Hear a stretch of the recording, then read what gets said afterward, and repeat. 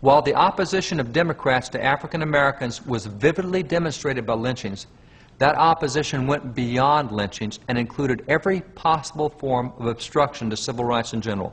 This fact is widely known by black Americans, as confirmed by Representative Joseph Hayne Rainey. You gentlemen on the Democratic side of the House have voted against all the amendments of the Constitution and the civil rights laws enforcing the same. Why did you do it?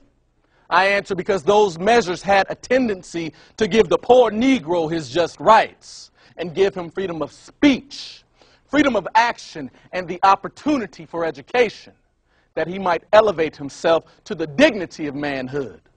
Now you come and say to us that you are our best friends.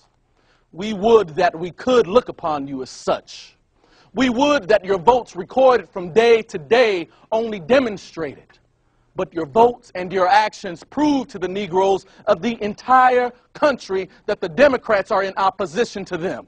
And if the Democrats could have their way, our race would have no foothold here. The Democratic Party may woo us. They may court us and try to get us to worship at their shrine. But I will tell the gentleman that we are Republicans by instinct. And we will be Republicans as long as God will allow our proper senses to hold sway over us. Frederick Douglass agreed. In fact, he recommended each colored voter of the state should say in scripture phrase, "May my hand forget its cunning and my tongue cleave to the roof of my mouth, if ever I raise my voice or give my vote for the nominees of the Democratic Party." Given the long historical record of Democrats opposing black Americans prior to 1932, it was amazing that in that election that Roosevelt should reach out for black votes. So this handbill, to remind black voters of who the Democrats were, simply reminded them of lynchings. Not surprisingly then, in that 1932 presidential election, incumbent Republican President Herbert Hoover received more than 3/4 of the black vote over Democratic challenger Franklin D. Roosevelt. Despite the strong and united opposition of black Americans, Roosevelt narrowly won that election, and he did genuinely begin to try to make some changes in the direction of his Democratic Party. And it was under Roosevelt that Democrats, for the very first time, placed language in their platform calling for an end to racial discrimination. Yet despite the new language in their platform, Democrats in Congress still killed every piece of civil rights legislation introduced in that era. A Democratic leader much more courageous than Franklin Roosevelt was President Harry S. Truman, perhaps the first national Democratic leader vigorously to advocate for strong civil rights protections. Despite his noble goals, Truman, like FDR before him, learned that it was difficult for rank-and-file Democrats to reshape their long-held views on race. The depth of this Democratic opposition was apparent in Texas, when Democratic candidate for governor, Ma Ferguson, dared to criticize the Klan's role in the Southern Democratic Party. She was directly opposed in the Democratic primary with a Klan candidate, thus costing her the widespread cohesive support of the Texas Democratic Party. In fact, a number of Klansmen ran on the various Democratic tickets in that era and were elected. Despite the existence of the Klan and other racist groups within the Democratic Party, Truman worked boldly and openly to change his party.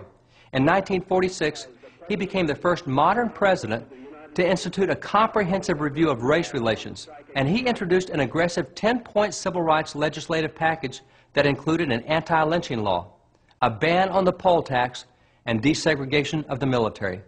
But Democrats, again, killed all of his proposals, including his proposed Civil Rights Commission. The president following Democrat Harry Truman was World War II hero Republican Dwight D. Eisenhower, elected in 1952. Eisenhower was well aware of the Southern Democratic congressional commitment to racial segregation. Understanding that it would be difficult to make substantial changes in law and that the progress would be slow at best, Eisenhower determined to eliminate racial discrimination in all areas under his authority.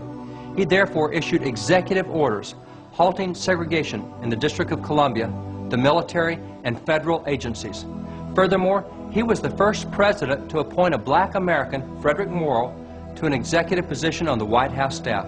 And although he also proposed a vigorous civil rights legislative protection plan for blacks in the Southern Democratic states, Democrats in Congress were able to prevent any legislative progress.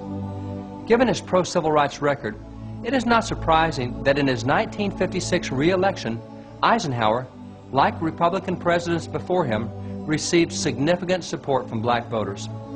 After his re-election, Eisenhower continued his civil rights efforts. In 1957, he proposed a bold civil rights bill to increase black voting rights and protections, proposals promptly blocked by Democratic Senator James Eastland of Mississippi, the chairman of the Senate Judiciary Committee. In fact, Eastland is credited with killing every civil rights bill that came before his committee in the 1950s, and his committee was literally known as the burial ground for civil rights legislation in the U.S. Senate. The stiff Democratic opposition in the Senate resulted in a very watered-down version of Eisenhower's original bill. Yet despite the fact that the bill was much weaker than introduced, Eisenhower did succeed in creating a civil rights division within the U.S. Justice Department, as had earlier been proposed by his predecessor, President Truman. This division subsequently played a prominent role in helping secure civil rights in the South during the 1960s and 1970s. That law also started a Civil Rights Commission that became instrumental in publicizing the effects of Southern segregation and racial oppression. In 1959, Eisenhower presented a second civil rights bill to Congress. That bill was met with unyielding opposition in the House by Democratic Representative Howard Smith of Virginia, chairman of the House Rules Committee. In fact, Smith would actually disappear from Congress for weeks on end simply to keep his committee from acting on the civil rights bill. Democratic House member Emanuel Seller of New York, chairman of the House Judiciary Committee, exerted extraordinary effort to move the bill forward even though he was strongly opposed by other members within his own party.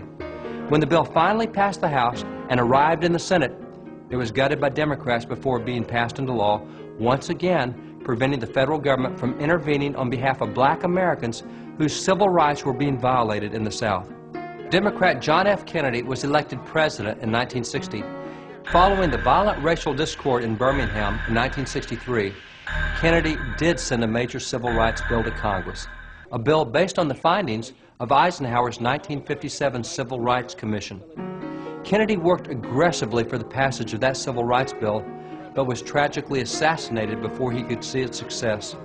Democratic successor Lyndon Johnson picked up the civil rights measure, but like his predecessors, he faced stiff opposition from his own party. In fact, Democratic Senators Robert Byrd of West Virginia and Richard Russell of Georgia led the opposition against the 1964 Civil Rights Act, including lengthy and extended filibuster speeches. Republican Senator Everett Dirksen resurrected language proposed by Eisenhower's Attorney General in 1960, thus breaking the filibuster of the Civil Rights Bill and allowing Johnson to sign into law the Civil Rights Act of 1964, followed by the Voting Rights Act of 1965. Perhaps the most recognizable civil rights leader of that era was the Reverend Dr. Martin Luther King, Jr.